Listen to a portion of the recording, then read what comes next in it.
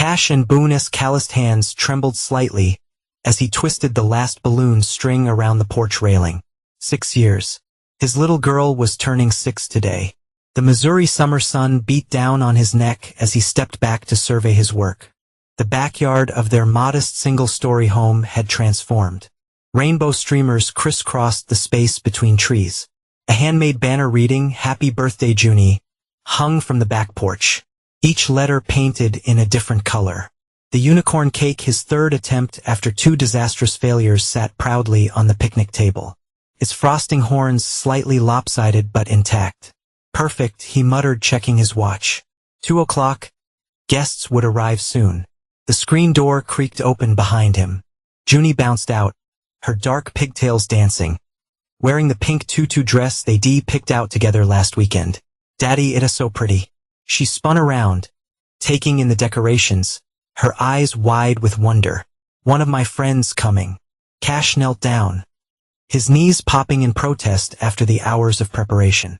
At 37, his body reminded him daily of the toll taken by years of physical labor. "Any minute now, princess," he straightened her birthday crown. "Mommy will bring them back any moment."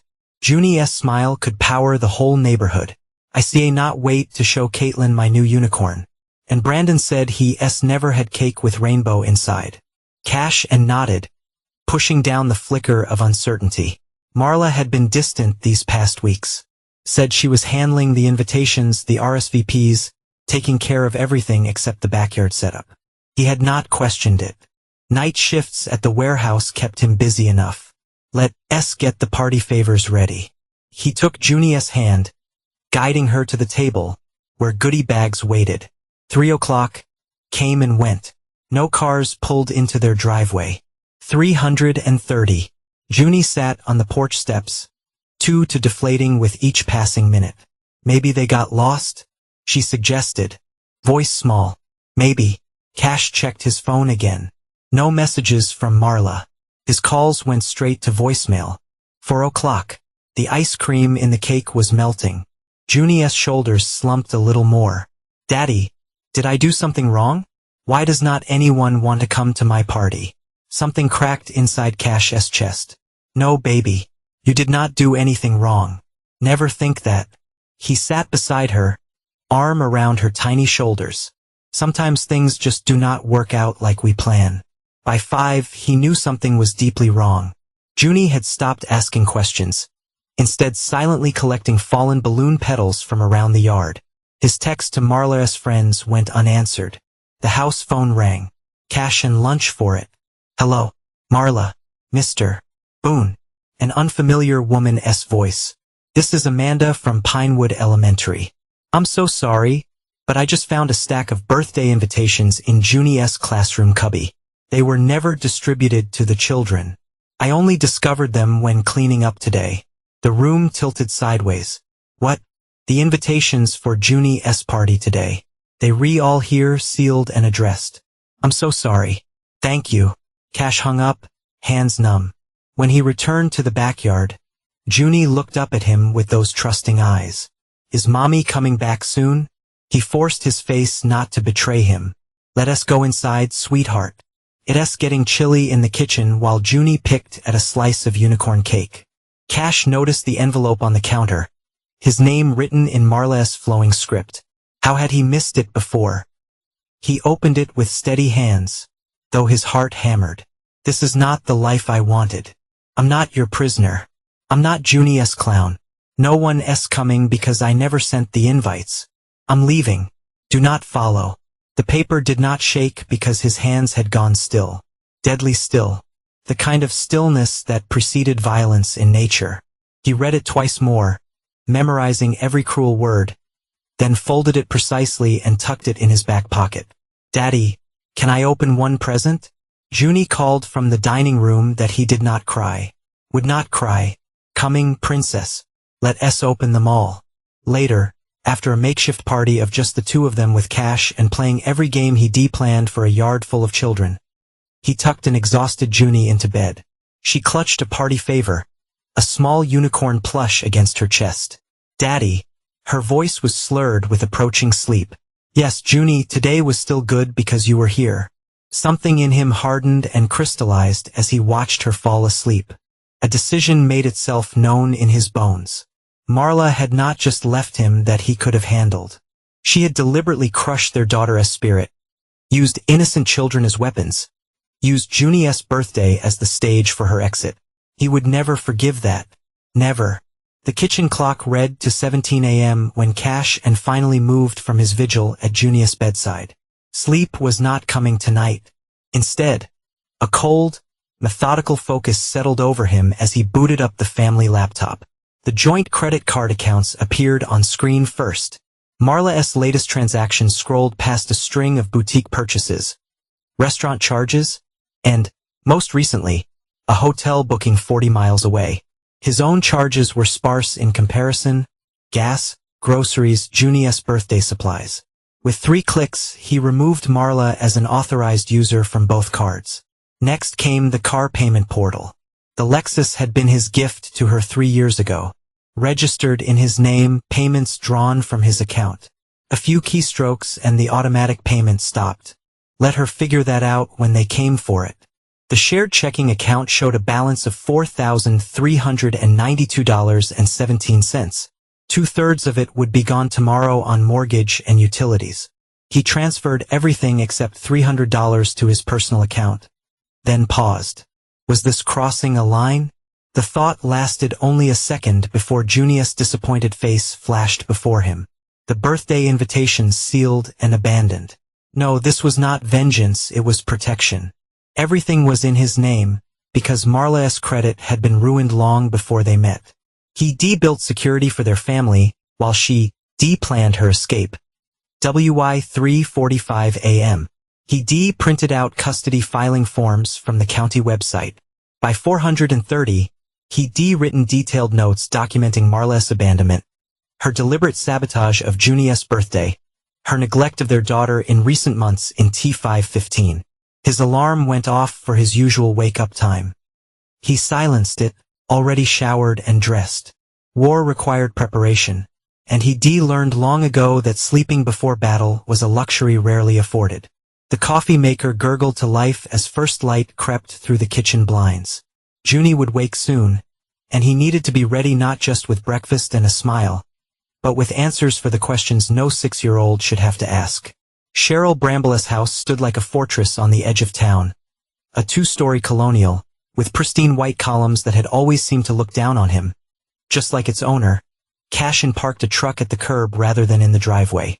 This was not a social call. He rang the doorbell, listening to it echo through what he knew would be an immaculate, oversized foyer. Footsteps approached, not the hurried clip of someone eager to answer, but the reluctant shuffle of someone checking who dared disturb. When the door opened, the smell of expensive perfume barely masked the sour undertone of whiskey. Cheryl Bramble, with her carefully maintained blonde bob and country club attire, narrowed her eyes at the sight of him. Cashin, his name came out like something distasteful. What brings you here without Marla or Junie? Hardly social hour. She glanced pointedly at her watch. 10:30 a.m. On a Sunday. Junie with my neighbor. He did not move when she failed to invite him in. I came to inform you that your daughter abandoned us. Left a note saying she's not coming back. Something flickered across Cheryl's face. Not surprise, but annoyance. Like he mentioned. A minor inconvenience rather than the implosion of a family. Well, she straightened her silk blouse. I say I'm shocked. Marla was never meant for domestic captivity. Captivity, the word hung between them, dangerous. Is that what you call a marriage in motherhood? Cheryl's gaze drifted past him to the neighbor's flower beds. My daughter was raised for bigger things than changing diapers and playing house with a warehouse worker. The insult rolled off him. He heard worse from her over the years. Did you know about her plans? A small, satisfied smile, curve her lips. Marla confides in me. She has been seeing someone for months. Someone more suitable. Someone at her gym. It was not a question. The pieces aligned in his mind, the sudden fitness obsession, the new clothes, the late-night workout sessions, a wellness entrepreneur. Cheryl's voice carried a hint of pride. Bryce has real ambition, the kind that builds futures instead of fixing forklifts. Cashin nodded once, absorbing this final confirmation. Does your pride extend to what she did, a journey deliberately ruining a 6-year-old's birthday party using children as pawns? For the first time, uncertainty crossed Cheryl's features. What are you talking about? She left the birthday invitations at school, made sure no one would come, then used it as her exit strategy. He kept his voice flat, watching realization dawn in the older woman's eyes. I'm sure there's been a misunderstanding. There's no misunderstanding. Cashin took a single step closer, noting with satisfaction how Cheryl instinctively backed up. I want you to deliver a message to Marla when she inevitably calls looking for money. If she tries to use Junie in any way, if she disrupts her life again, or tries to play mother when it's convenient, I'll bury her in court. I have the abandonment documented. I have witnesses to her neglect. Cheryl's face hardened. You forget who you re-threatening, Cashin. The Brambles have connections in this town you could not imagine. And you forget what a man will do to protect his child. He turned to leave, then stopped. One more thing. Tell Marla that Junie asked for her this morning. Asked if Mommy was coming home for breakfast. A lie, but one that might land where it needed to. I told her the truth. That Mommy chose someone else over her. He left Cheryl sputtering on her pristine porch, knowing the message would reach Marla. The Brambles thrived on drama and wielded it like a weapon. This time, he used that trait against them. That eye in his truck, he checked his phone. A text from Mrs. Paterno next door. Junie's fine. We remaking cookies. With it, a photo of his daughter, flower on her nose. The first real smile he'd seen since yesterday. Something in his chest both broke and mended at once. This was what mattered. Not Cheryl's disdain or Marla's betrayal. Just Junie. And he would rebuild their world brick by brick if necessary. The boxes in the attic had not been touched in years. Dust rose in clouds as Cashin pulled down the container labeled Reese in faded marker. Inside, preserved like artifacts, lay the remnants of another life he could not save. Photographs of a grinning boy with the same dark eyes as Cashin, but none of the caution. Baseball trophies. A high school diploma that had taken 2 extra years to earn. And beneath it all, the death certificate and insurance paperwork, the bureaucratic remains of a life cut short at 23. Cashin sat back on his heels. A particular photo in his hands. Himself at 19. Arms slung protectively around 16-year-old Reese. Their parents' funeral. 2 boys against the world. I tried, little brother. He whispered to the image. I worked 2 jobs. Kept the apartment. Made sure you finished school. What he did not say aloud. I was not enough. The memory cut fresh, coming home from 14-hour shift to find Reese blue-lipped on the bathroom floor. Needle still in his arm. The screaming emptiness that followed. The crushing weight of failure.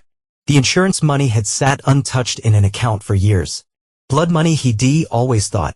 But now it could serve a purpose. Marla did not know about it. He never told her the full story of Reese. She knew his brother had died young, but not how, not why. He'd been too ashamed that he replaced the photo and closed the box. Decision made. The past could haunt him, but could also arm him. Trent Belker's office smelled of coffee and machine oil. The warehouse foreman looked up as Cashin entered, his weathered face creasing with concern. Heard you needed to talk.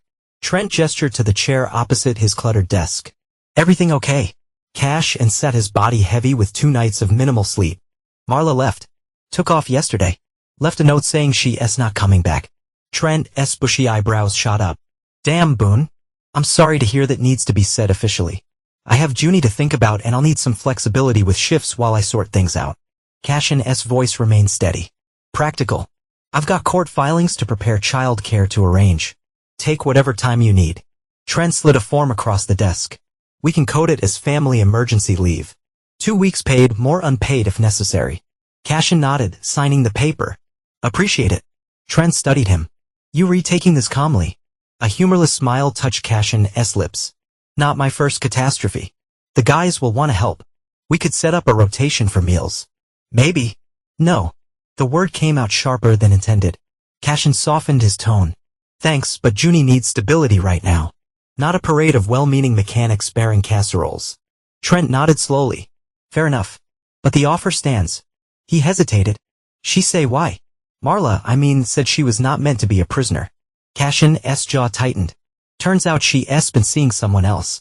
A trainer at her gym. Christ. Trent shook his head. What are you going to do? The question hung between them, loaded with unspoken meaning. The warehouse crew was family of sorts. They celebrate together, helped each other move, watched each other's kids in a pinch. They also knew what happened to the delivery guy who stolen Cashin's tools last winter. Nothing illegal. But the man had transferred to another facility within a week. Reputation and tatters. I'm going to take care of my daughter. Cashin stood and make sure Marla never hurts her again. Trent's expression showed understanding. You need anything at all. You let me know. Walking through the warehouse to his truck, Cashin felt eyes following him. Sympathetic glances from coworkers who heard whispers of a situation. No one approached him directly. They knew better. Eyeing his truck, he unfolded a notepad and added another item to his growing list. Safety net demolition. Phase 1 complete. Workplace secured. Finances isolated. Home base stabilized. Phase 2 would require reinforcements. 40 minutes outside town. The Green Valley extended stay gleamed with false luxury, a budget hotel masquerading as upscale accommodations. Room 217.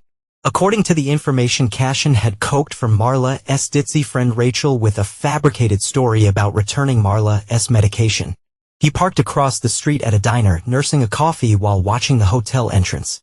3 hours in, his patience was rewarded.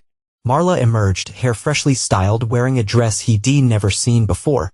She laughed, head thrown back, hand resting on the arm of a tall man with the artificial tan and too white smile of a TV salesman.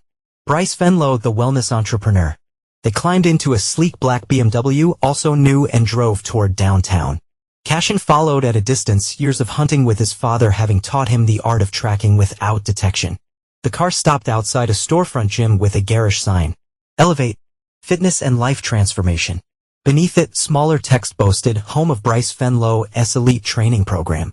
Cashin parked and watched as Marla unlocked the door with her own key, already integrated into the business, already playing the role of supportive partner. The sight should have cut him, but all he felt was cold certainty. This was an impulsive on her part. This was calculated that he waited until they been inside 20 minutes, then approached the neighboring business, a small accounting firm. The receptionist looked up as he entered. Good morning. Cashin smiled, channeling an affability he did not feel. I'm considering leasing the vacant space 2 doors down. Wondering if you folks have had any issues with the building or the other tenants. The young woman brightened. Oh, it's a great location. We've been here 3 years. No problems with the building except the parking gets tight sometimes. What about that gym next door? Looks new. Her expression shifted subtly. They opened about 4 months ago. The owner's a bit intense, always trying to recruit clients from other businesses in the complex. Management's had to speak to him twice about putting flyers on everyone's cars. Does not sound very neighborly? Cashin prompted. She leaned forward conspiratorially between us.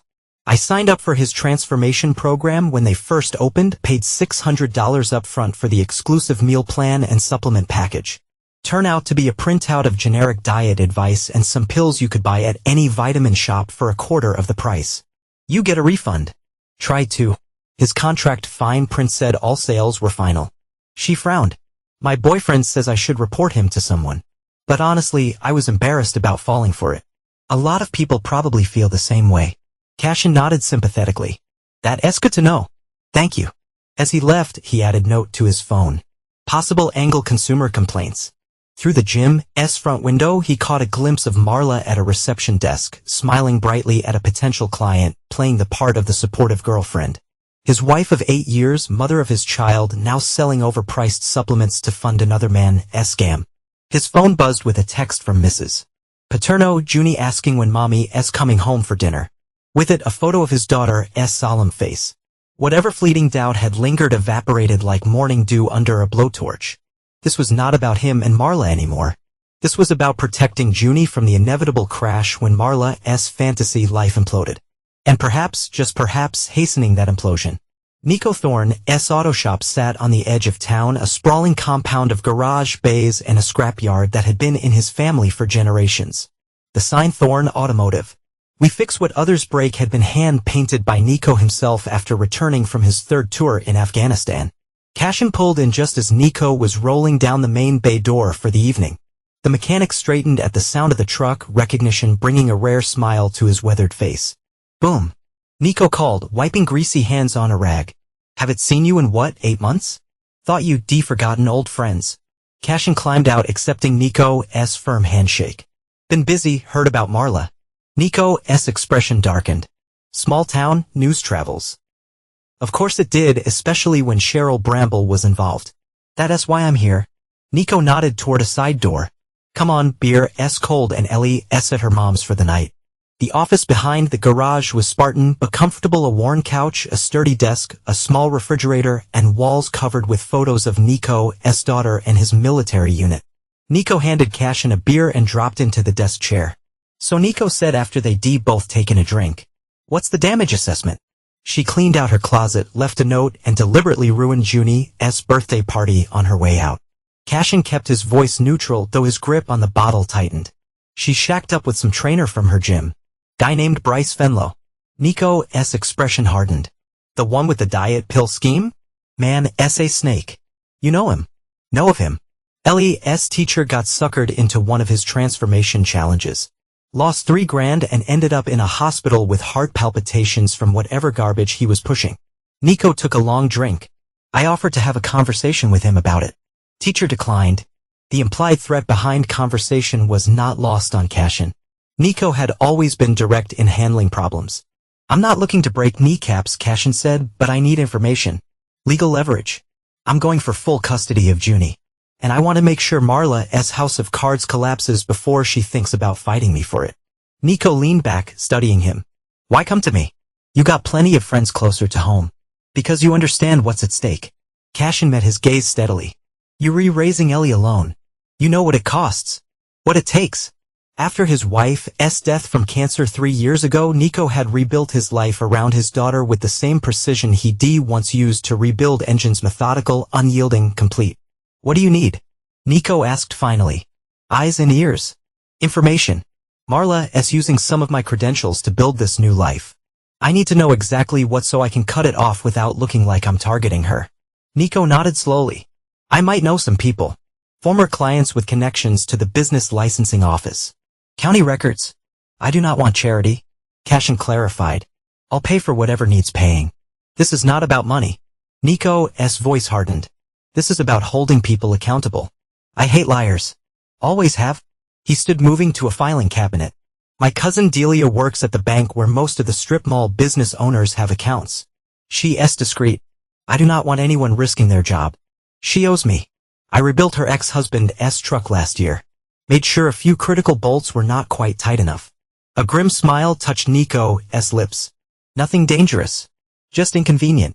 For the first time in days, Cashin felt something loosen in his chest. Not relief. Exactly. But the comfort of having someone who understood the rules of engagement. I have one condition. Nico said, returning to his seat. You bring Junie over for dinner with Ellie and me tomorrow night. That girl needs to know she's got more people in her corner than just her old man. Cashin nodded. Unexpected gratitude tightening his throat. Deal. They spent the next 2 hours mapping out a strategy, not through illegal means or direct confrontation, but through the power of community knowledge and legal documentation. By the time Cashin left, he had a list of names, businesses, and potential pressure points that could be leveraged without ever appearing to come from him directly as he drove home. A text from Nico lit up his phone. You're not alone in this fight, brother. We protect our own. The words settled something in Cashin, a reminder that while Marla might have Bryce and her mother, he had something more valuable. Allies who understood the meaning of loyalty. Pine Grove Elementary looked smaller in daylight than it had at the parent-teacher night months ago. Cashin walked the polished hallway following the secretary's directions to room 112. The call from a school had been brief but concerning. Junie's behavior has changed drastically. We need to discuss some drawings she's made. Outside the classroom, children's artwork lined the walls, bright, chaotic expressions of young imaginations. Cashin spotted Junie's immediately meticulous for a 6-year-old, her natural talent evident even in crayon. His heart sank when he saw the subject. A table set for a party, chairs empty, a small figure standing alone. Mr. Boone. He turned to find a woman watching him, early 30s with kind eyes and a practical bob. She wore a paint-splattered smock over simple clothes. Ms. Claret. He extended his hand. Thank you for calling me. Please come in. She led him into the empty classroom. The children are a music class. I wanted us to have privacy. The room was a riot of color and educational materials, but impeccably organized. She gestured to an adult-sized chair at a reading table. I understand Junie's home situation has changed recently. She began gently. Cashin stiffened. Who told you that? Junie did in her own way. MS. Claret opened a folder containing several drawings. These are from the past 3 days. We've been working on a My Family project. The progression was heartbreaking. First, a typical family portrait Cashin, Marla, and Junie holding hands in front of house. Then just Cashin and Junie. The final drawing showed Junie alone at what was clearly her birthday table with empty chairs around it. She told the other children her mommy did not want to be her mommy anymore. MS. Claret said quietly when Bailey Peterson asked why no one came to her party. Rage flared in Cashin's chest. The invitations were never delivered. Her mother deliberately sabotaged her birthday before leaving us. MS. Claret's professional neutrality slipped. Shock registering briefly. I see. That explains some things. She hesitated. Junie's always been one of my most engaged students. This week, she's withdrawn. Does not raise her hand. Sits alone at lunch. What can I do? The question came out rarer than he intended. Children are resilient, but they need consistency. Honesty appropriate to their age. And a safe space to express their feelings. She offered a tentative smile. I've started a lunch bunch group. Just a few kids who need extra support. Junie's welcome to join. I'd appreciate that. Cashin ran a hand through his hair. I'm figuring this out as I go. You redoing better than you think. MS. Claret's voice softened. Most parents in your situation would not notice the changes so quickly. Would not make themselves available to come in mid-workday. She's all I have. He looked up, meeting her gaze directly. I would not let her think this was her fault. Something shifted in MS. Claret's expression of recognition, perhaps of the depth of his commitment. If it helps, she said, I noticed the birthday invitations in her cubby last week. I mentioned it to Mrs. Boone when she picked Junie up. She said they decided to hand-deliver them instead. The confirmation of Marla's deliberate cruelty hit like a physical blow. Thank you for telling me. I should not have, professionally speaking. MS. Claret gathered the drawings. But as someone who cares about Junie, I thought you should know all the facts. As I walked toward the door, she handed him a business card. My cell number's on the back. If you have questions or if Junie needs anything, please do not hesitate. Cashin pocketed the card, oddly touched by the gesture. Thank you, MS. Claret. Angela, she corrected with a small smile. My students call me MS. Claret. Their parents use my first name. The simple normalcy of the interaction, so unlike the tension-filled exchanges of the past days, caught him off guard. Angela then, thank you. Walking back to his truck, Cashin felt a strange duality, the hollow ache of seeing Junie's pain manifested in her drawings alongside a curious lightness from the conversation with Angela Claret. An unexpected ally, perhaps. Or maybe just a decent person doing her job well. Either way, another piece of the puzzle had fallen into place. Another witness to Marla's calculated cruelty. Another adult in Junie's life who saw her value that he started the truck, adding a note to his growing file. MS. Claret, possible character witness for custody hearing. Then, after a moment's hesitation, he added, arrange Junie's school friend's makeup party. Show her not everyone leaves. The envelope arrived on Wednesday, 10 days after Marla's departure. No return address, just his name and confidential stamped across the front. Inside, a single document, a lease agreement for commercial property at 1452 Commerce Way. The location of Bryce's gym. Cashin scanned it, breath-catching when he found what the anonymous sender had circled in red. His own signature dated 3 months ago as co-guarantor for a $75,000 lease obligation. Except he never signed it. Never even seen it before that he studied the signature closely. A decent forgery close enough to fool a cursory glance. But missing the slight upward hook he always put on the final end. Boone, his phone rang. Nico, did you get it? No preamble, just a rec confirmation. Just now, where did it come from? Delia found it when the property management company submitted a credit check. Figured you should see what your wife's been up to. Cashin's mind raised through implications. This is fraud, identity theft. Exactly. And from what Delia says, they timed it right.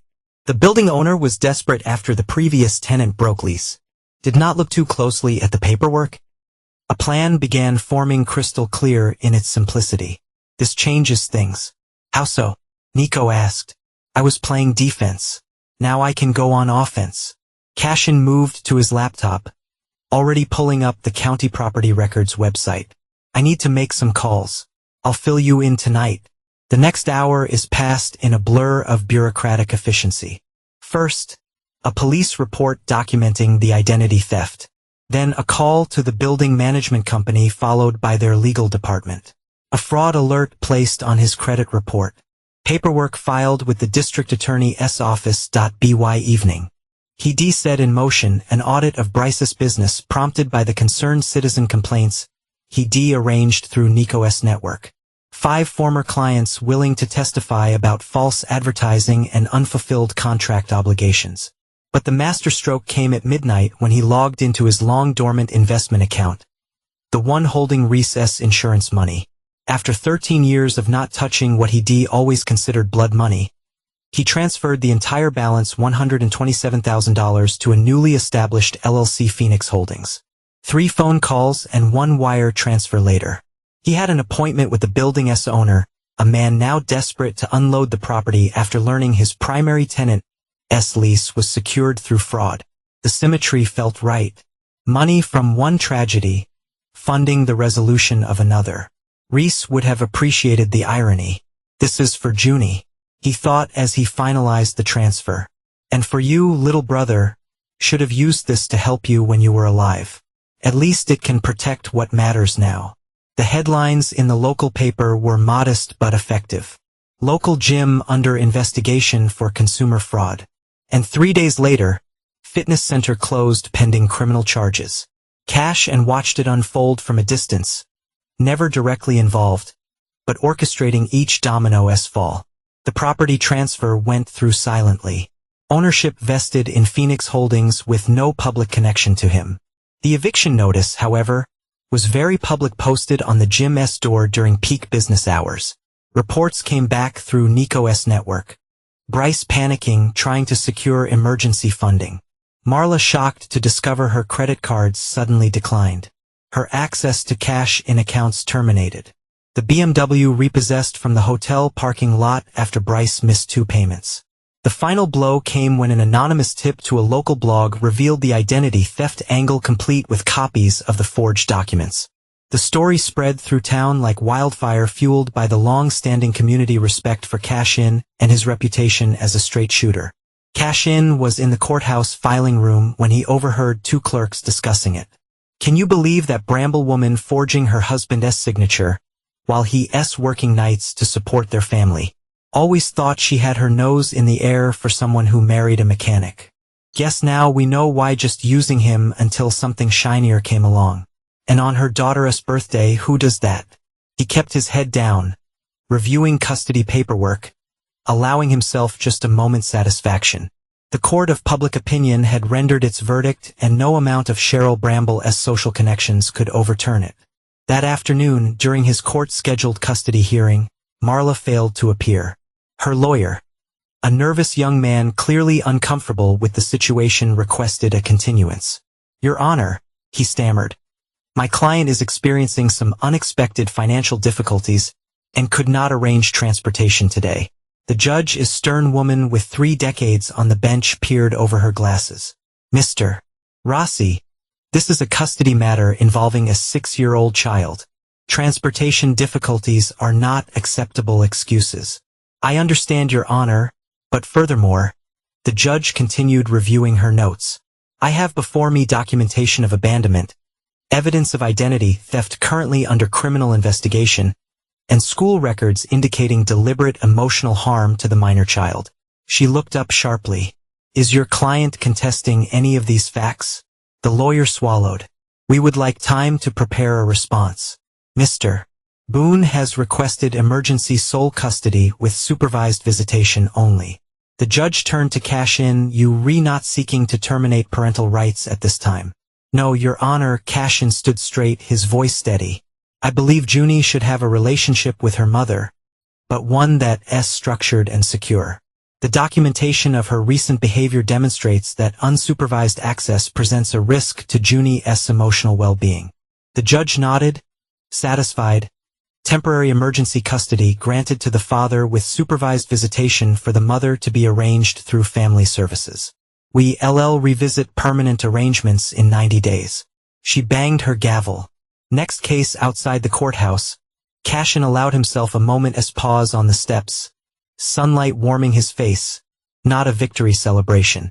He took no joy in any of this, but acknowledgement that the first phase was complete. Junie was legally protected. His phone buzzed with a text from Angela. Heard the news. Junie had a good day today. She shared a circle time that daddy fixed it so mommy ca not take me away. Thought you'd wanna know something tightened at his throat. For all his planning and machinations, that simple message meant more than any legal victory. Later that evening, as he tucked Junie in a bed, she looked up with solemn eyes. Daddy, is mommy in trouble? He chose his words carefully. Mommy made some bad choices, honey, and when grown-ups make bad choices, there are consequences. Like when I do not clean my room and lose screen time, something like that. He smoothed her hair. But no matter what, you did not do anything wrong. And you always have me. She nodded, considering this with the gravity only children can bring to simple truths. Mrs. Paterno says sometimes families change shape, but do not break. Like water can be ice or steam, but it's still water. Mrs.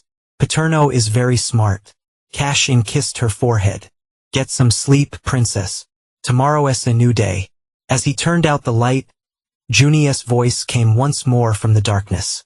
Daddy, I'm glad our family is just you and me now. It feels quieter out in the hallway.